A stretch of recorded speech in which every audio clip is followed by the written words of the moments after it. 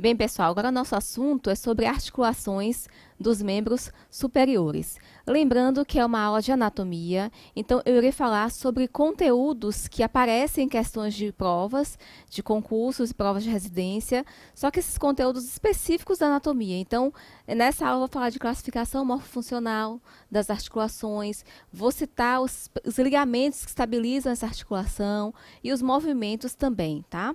Bom, primeiramente eu vou falar da articulação esternoclavicular. Dentro do complexo das articulações do ombro, a esternoclavicular ela é classificada como uma articulação selar. Selar porque se você for observar exatamente a forma das superfícies articulares, né, aqui o manúbrio do externo, essa região aqui, essa face articular do manúbrio, que é a face external, e também a face articular da própria clavícula, na extremidade external, elas têm um formato mais ou menos selar. E essas articulações selares são classificadas também como articulações biarticulares. Então, essas referências às vezes aparecem nas questões. Bom, com relação aos ligamentos, é difícil a gente conseguir entender exatamente todos os ligamentos que estão aqui, porque as apresentações das imagens não são excelentes, mas essa imagem do Néter mostra de forma mais ou menos interessante. Então, nós temos os ligamentos esternoclaviculares. Os esternoclaviculares são aqueles que reforçam a cápsula diretamente. Então, o que a gente está vendo aqui é a cápsula articular, ok? Só que essa cápsula articular aqui representada já está reforçada por ligamentos, tanto na sua face anterior quanto na sua face posterior. Então, é uma imagem em conjunto. Eu tenho já cápsula e ligamentos, esses feixes aqui oblíquos, que estão reforçando a cápsula, tanto anteriormente quanto posteriormente. Existe também um ligamento chamado de interclavicular. Esse é fácil de observar. Ele liga uma clavícula à outra nas suas extremidades externais e reforça muito bem essa ligação superiormente. Nós temos o ligamento também costoclavicular, que é aquele ligamento que vai fixar-se desde a primeira cartilagem costal até a clavícula, a sua borda inferior. E esse que eu circulei aqui, e é um ligamento muito importante também nessa articulação. Em conjunto, esses três ligamentos, eles permitem uma união muito firme da clavícula com relação ao manúbrio do externo, que é um osso, é uma estrutura do esqueleto axial, um osso fixo.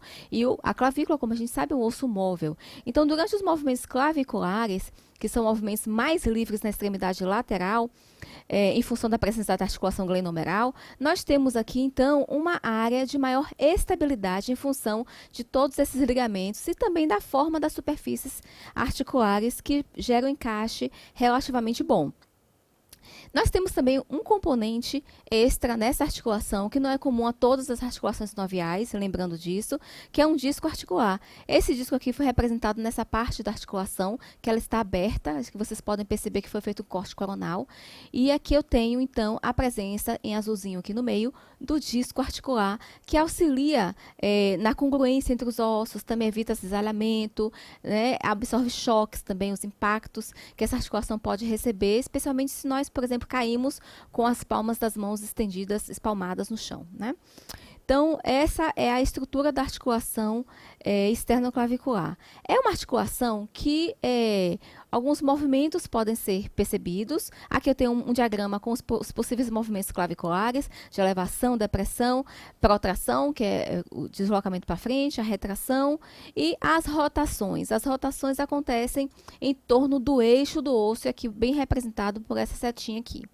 Bom, esses movimentos são movimentos importantes para auxiliar, né, junto com outras articulações, nos movimentos finais de todo o complexo do ombro. Bom, aqui nós temos uma outra articulação na extremidade acromial da clavícula com relação ao próprio acrômio da escápula, que é a articulação acromioclavicular. Essa articulação acromioclavicular aqui circulada é uma articulação do tipo plana. Aqui eu tenho uma visão dessa articulação mais ou menos aberta, também por um corte coronal, e é classificada como plana. Então, as superfícies articulares aí são quase retas. Bom, se é uma articulação plana, os movimentos que existem aí são movimentos de deslizamento. Eles acompanham os movimentos da articulação esternoclavicular. E aqui eu tenho também alguns ligamentos de reforço, que aqui eu tenho o ligamento acromioclavicular, Assim como os ligamentos esternoclaviculares que eu falei anteriormente, o ligamento acromioclavicular, ele é um ligamento ligado diretamente à cápsula articular. Então, não vou ver o ligamento à parte. O acromioclavicular, ele está aqui, ó, ligado à cápsula, são esses feixes que reforçam especialmente a porção mais superior dessa cápsula. Eu tenho também o ligamento coracoclavicular. É um ligamento dividido em dois feixes. Aqui eu circulo ele, os feixes conoide e trapezoide. Esse ligamento aqui, ele é interessante no intuito de não permitir movimentos muito amplos dessa extremidade external, desculpa, acromial, especialmente movimentos de elevação da clavícula. Essa articulação também tem um disco articular, só que é um disco articular pequeno, ele é incompleto, ele está presente aqui nessa parte da articulação, nessa imagem que eu consigo ver pelo corte coronal, pequenininho, vou tentar circular menorzinho aqui, e é um disco que também recebe choques, impactos. Ele é um disco que tem uma função de amortecer esses choques de forma um pouco menos intensa, como na articulação esternoclavicular, só fazendo uma comparação, mas ele também existe e é incompleto. Bom, como eu falei, essa articulação acromioclavicular também é a articulação dos movimentos que acontecem aqui, são movimentos já descritos para esternoclavicular, porém movimentos menos amplos. Bom, quando vocês estudarem esse assunto, eu estou dando uma visão geral sobre quais são os aspectos anatômicos. A gente tem certeza de que se você entrar no âmbito cinesiológico, biomecânico, você tem outros aspectos a serem estudados que podem aparecer nas questões, mas são mérito de outra aula. Bom, vou continuar aqui com aspectos anatômicos. Então, a articulação glenomeral é uma articulação bastante interessante, porque é considerada a articulação mais móvel do corpo humano, mais móvel porque se você avaliar a amplitude dos movimentos presentes, realmente, comparado a outras articulações do corpo, ela é a mais móvel. Então, relembrando que aqui eu tenho a ligação, deixa eu ver se tem uma imagem mais interessante aqui. Não, é essa aqui mesmo, a gente vai usar essa imagem. Nós temos uma relação direta, íntima, entre a cabeça da escápula a cabeça do húmero e a cavidade glenoidal da escápula. Okay?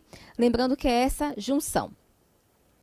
E são as superfícies ósseas articulares.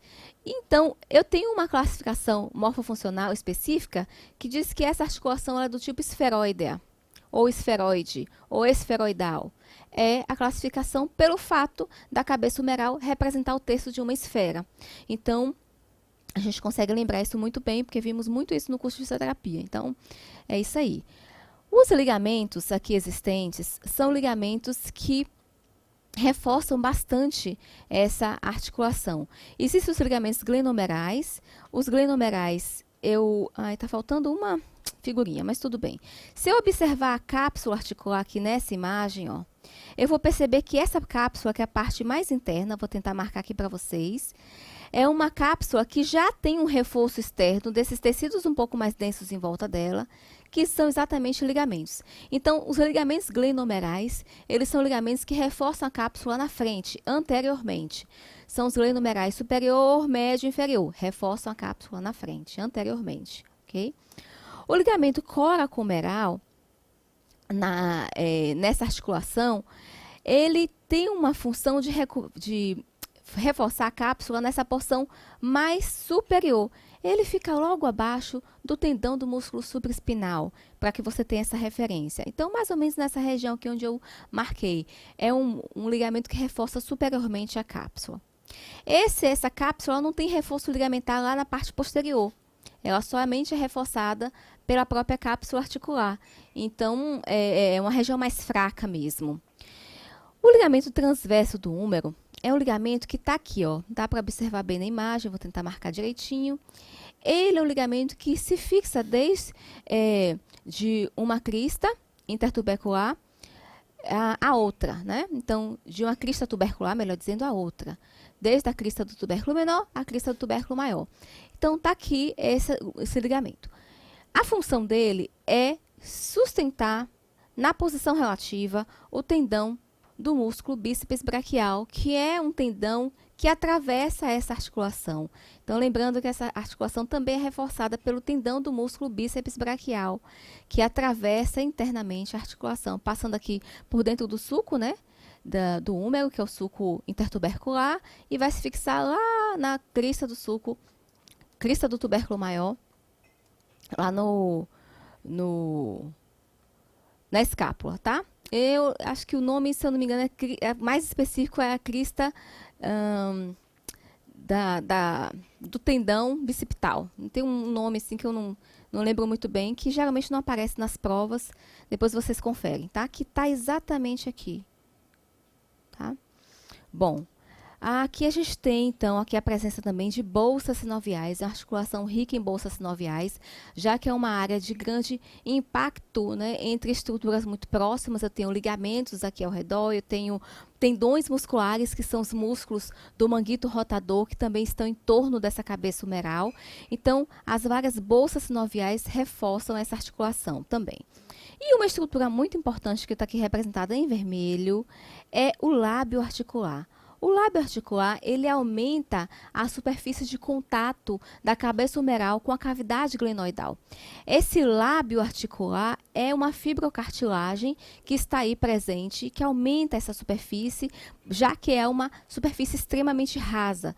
O fato de ser uma superfície rasa permite movimentos mais amplos, mas a gente sabe também que é uma articulação bastante luxável, apesar da presença de tantas estruturas que tentam estabilizar essa articulação, incluindo o lábio articular. Só lembrando que essa articulação, ela tem estruturas que conferem uma estabilidade considerada estabilidade estática. Isso aí é uma consideração meramente didática, nada é tão estático, nada é tão dinâmico, enfim.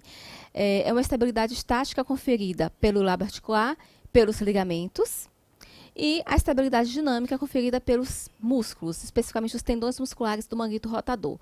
Isso aí em termos didáticos. A gente sabe que toda a estabilidade é dada pelo conjunto de estruturas que estão aí.